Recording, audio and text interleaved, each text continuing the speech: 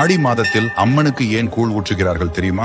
ஆடி மாதம் என்பது அம்மனுக்கு உகந்த மாதமாக கருதப்படுகிறது. சிவபெருமானின் அருளை பெறுவதற்காக பார்வதி தேவி கடும் தவம் புரிந்தாள். அவளது தவத்தால் மகிழ்ந்த சிவபெருமான், நீ தவம் செய்த இந்த ஆடி மாதம் உனக்கு உரிய வழிபாட்டு மாதமாக இருக்கும் என்று வரமளித்தார். அதனால் ஆடி மாதத்தில் அம்மனின் சக்தி பன்மடங்கு அதிகரித்து விளங்குவதாக நம்பப்படுகிறது. இதன் காரணமாக ஆடி மாதத்தில் அம்மன் கோயில்களில் பால் குடம் எடுத்தல், கூழ் ஊற்றுதல் போன்ற வேண்டுதல்கள் பக்தர்களால் நிறைவேற்றப்படுகின்றன. ஆனால் பல உணவு வகை இருக்க ஏன் கூழ் மட்டும் அம்மனுக்கு விசேஷமாக படைக்கப்படுகிறது? இதற்கு ஒரு அற்புதமான கதையும் உள்ளது. முன்னொரு காலத்தில் ஜமதக்னி முனிவரின் மனைவியான ரேணுகா தேவி தன் கணவரை கார்த்தவீரியார்ஜுனனின் மகன்கள் கொலை செய்ததால் துக்கத்தில் தீயில் உயிரை மாய்க்க முயன்றாள். ஆனால் பதிவிரதையான அவளை தடுக்க இந்திரன் மழையாக பொழிந்தான். இருப்பினும் தீயால் அவளது உடல் முழுவதும் கொப்புளங்களால் பாதிக்கப்பட்டது. ஆடையின்றி நின்ற ரேணுகா அருகில் இருந்த வேப்பிலை காட்டிலிருந்து இலைகளை எடுத்து உடலை மறைத்தாள். பசியால் வாடி அவள் அருகிலுள்ள கிராமத்திற்கு சென்று யாசகம் கேட்டாள். அங்கு மக்கள் அவளுக்கு அரிசி, வெல்லம், இளநீர் ஆகியவற்றை அளித்தனர். அவற்றை கொண்டு ரேணுகா தேவி கூழ் தயாரித்து உண்டு